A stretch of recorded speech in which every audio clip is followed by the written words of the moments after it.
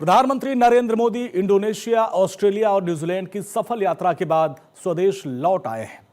प्रधानमंत्री नरेंद्र मोदी की यात्रा भारत को विश्व गुरु बनाने की दिशा में एक मील का पत्थर साबित होगा। प्रधानमंत्री मोदी की इस यात्रा से विकसित भारत के विजन को न सिर्फ बूस्टर मिलेगा, बल्कि भविष्य में यह यात्रा कैसे विकसित भारत के सपने को साकार करने में अहम साबित होगी। देखते हैं इसके लिए स्पेशल रिपोर्ट।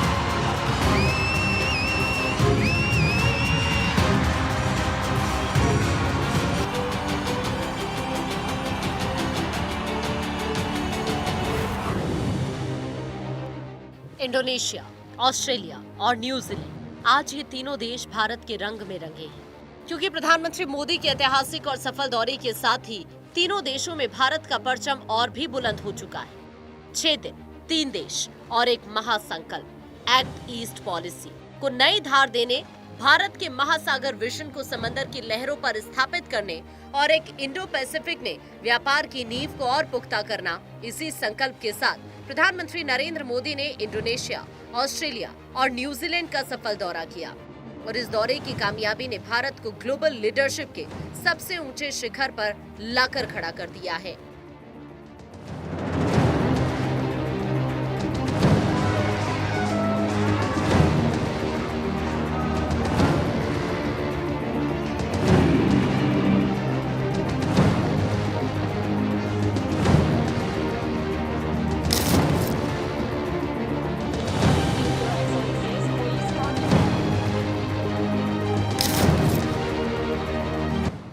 प्रधानमंत्री मोदी के दौरे का पहला पड़ाव था इंडोनेशिया का जकार्ता, जहां इंडोनेशिया के नव निर्वाचित राष्ट्रपति प्रबोवो सुबियांतो ने एयरपोर्ट पर खुद आकर भारतीय प्रधानमंत्री का वो गर्मजोशी से स्वागत किया, जो दो देशों के बीच केवल कूटनीति नहीं बल्कि आत्मा के जुड़ाव को दिखाता है। ये भारत की नेबरहुड फर्स्ट और सागर नीति का सबसे बड़ा प्रमाण था।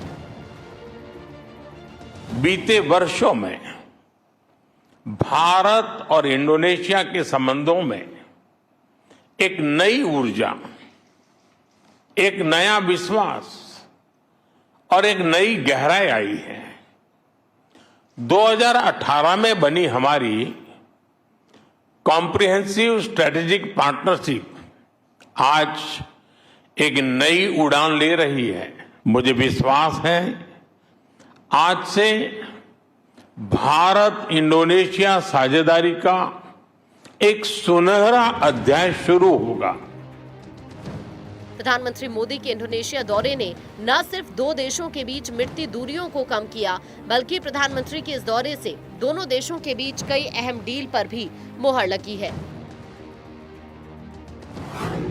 जकार्ता में प्रधानमंत्री मोदी की मौजूदगी में कुल 20 समझौतों पर मुहर लगी, जो दोनों देशों में सुरक्षा और तकनीक की साझेदारी को नई ऊंचाइयों पर लेकर जाएगी। साथ ही ब्रह्मोस मिसाइल की सप्लाई को लेकर भी समझौता हुआ, जिसके साथ फिलीपींस और वियतनाम के बाद इंडोनेशिया इस सुपरसोनिक क्रूज मिसाइल को खरीदने वाला तीसरा देश बन गया। और इंडोनेशिया सिर्फ ब्रह्मोस ही नहीं बल्कि भारत की स्वदेशी एयर टू एयर मिसाइल अस्त्र भी खरीदेगा।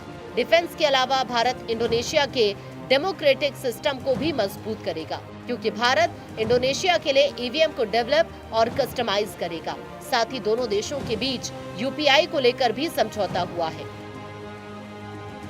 मतलब तकनीक से डिफेंस और डिप्लोमेसी से डेमोक्रेसी तक भारत और इंडोनेशिया मजबूत पार्टनर बन चुके हैं। इंडोनेशिया में प्रधानमंत्री जाते हैं और इंडोनेशिया में इन्वेंट्री बढ़ाया जाता है कि हम भारतवर्ष से ब्रह्मोस सुपरसोनिक क्रूज मिसाइल्स इस पे इन्वेंट्री अपनी लगाएंगे। तो आप सोचिए भारत के लिए, प्रत्येक हिंदुस्तान के नागरिक के लिए कितना गर्व का विषय है। Astra beyond visual range air to air missile. आप सोचिए भारतवर्ष में इंडिजिनसली बनाई ये missile, air to air missile Astra, आज उसको लेकर इंडोनेशिया में डील हुआ है, उसको लेकर इंडोनेशिया में बात हुई है। ये कितनी बड़ी बात है। प्रधानमंत्री नरेंद्र मोदी के इस इंडोनेशिया दौरे में डील भी है और डिप्लोमेसी भी है, और इसके साथ दोनों दिलों के जुड़ाव की दास्तां भी है, क्योंकि प्रधानमंत्री मोदी ने जब इंडोनेशिया का दौरा किया तो इंडोनेशिया के सबसे बड़े हिंदू मंदिर में पूजा अर्चना की, जो बताता है कि देशों के बीच दूरियां भले ही हो, संस्कृति की जड़ें आपस में जुड़ी हुई हैं। यहाँ के जीवन में, यहाँ की बातों में, यहाँ की हवा में एक संस्कृति की खुशबू है, वो खुशबू जो हम भारत की धरती पर पल पल अनुभव करते हैं। ये खुशबू हमारी सांस्कृतिक विरासत भी अपने आप में अपनत्व से जोड़ती है। इंडोनेशिया के दौरे में वो ऐतिहासिक पल भी आया जब पूरी दुनिया में भारत का सिर गर्व से ऊंचा हुआ। प्रधानमंत्री मोदी की छवि और उनकी डिप्लोमेसी से प्रभावित इंडोनेशिया ने पीएम मोदी को अपने देश के सर्वोच्च सम्मान से नवाजा, और ये सम्मान दोनों राष्ट्र रिश्तों की ऊंची उड़ान का प्रतीक है।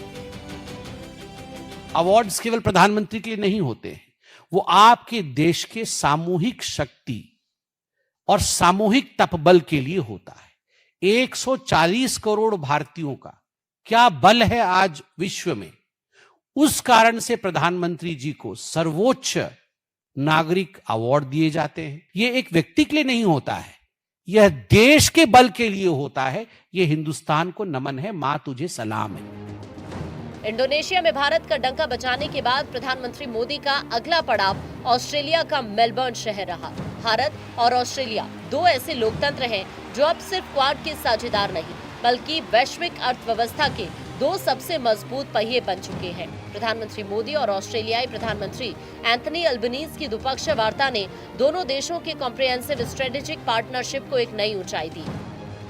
जहां भारत और ऑस्ट्रेलिया के बीच यूरेनियम सप्लाई पर समझौता हुआ, जिसके तहत ऑस्ट्रेलिया भारत को यूरेनियम की सप्लाई करेगा। इसके साथ ही क्रिटिकल मिनरल समेत LNG, कोयला और डीजल पर भी समझौता हुआ। भारतीय तट रक्षक और ऑस्ट्रेलिया मैरीटाइम बॉर्डर कमांड के बीच भी MOU पर साइन किए गए, और cyber security, AI, critical technology समेत कई समझौतों पर मुहर लगी। इसके अलावा ऑस्ट्रेलिया भारत के गगनयान मिशन में भारत की मदद भी करेगा। इस डील के साथ प्रधानमंत्री मोदी ने ऑस्ट्रेलिया की धरती से दुनिया को आतंक के खिलाफ खड़े भारत का सख्त संदेश भी दिया। भारत के डिफेंस प्लेटफॉर्म की कैपेबिलिटी और क्रेडिबिलिटी दुनिया देख रही है।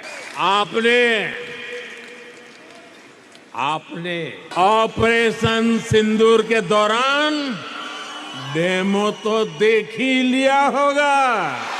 धमाके आतंकियों के अड्डों पर हो रहे थे और गूंज पूरी दुनिया में सुनाई दे रही थी। रक्षा, सुरक्षा, व्यापार, निवेश और सबसे बढ़कर क्रिटिकल टेक्नोलॉजी और स्पोर्ट्स साइंस। इस दौरे पर भारत ने ऑस्ट्रेलिया के साथ मिलकर उभरती हुई तकनीकों, यूरेनियम आपूर्ति की संभावनाओं पर जो रणनीतिक मोहर लगाई, वो आने वाले दशकों में भारत की ऊर्जा सुरक्षा को तय करने वाली है। मेलबर्न के स्टेडियम में जब हजारों भारतीय तिरंगा लहराकर मोदी मोदी के नारे लगा रहे थे, तो सिर्फ ऑस्ट्रेलिया ही नहीं, पूरी दुनिया भारत की सॉफ्ट पावर का लोहा मान रही थी। इंडिया और ऑस्ट्रेलिया के बीच में मोदी जी के इस टूर के पश्चात समझौता हुआ कि अब ऑस्ट्रेलिया इंडिया को यूरेनियम देगा। It will give uranium for civil nuclear energy programme, और जो भारतवर्ष का स्वप्न था।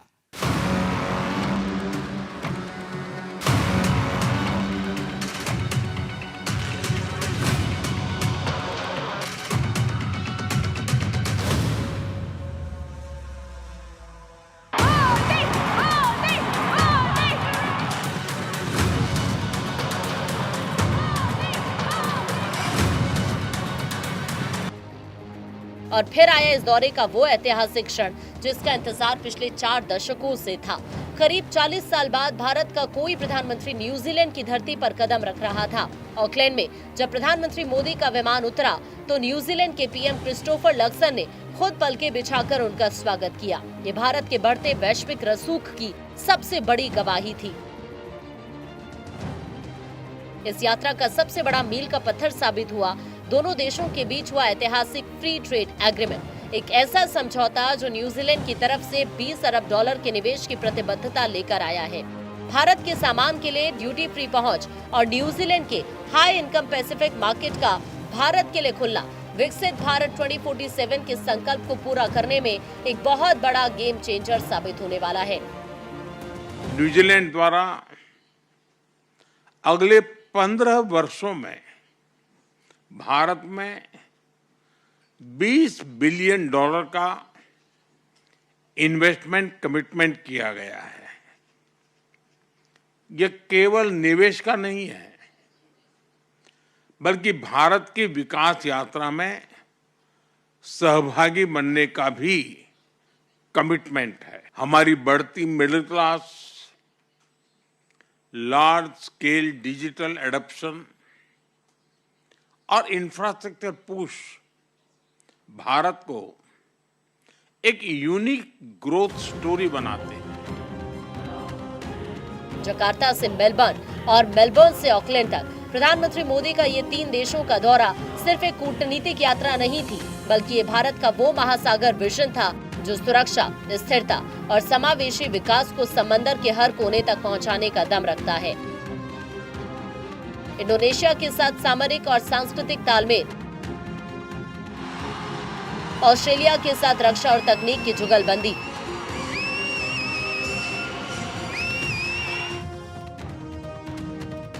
और न्यूजीलैंड के साथ अरबों डॉलर का व्यापारिक गठबंधन। भारत ने साफ कर दिया है कि इंडो पैसिफिक क्षेत्र में अब कोई भी बड़ा फैसला भारत की मर्जी के बिना नहीं लिया जा सकता, और दुनिया आज देख रही है नए भारत की बुलंद आवाज है जो न झुकती है न रुकती है, बल्कि पूरे विश्व को एक सूत्र में पिरोकर आगे बढ़ती है। Bureau report, Bharat 24।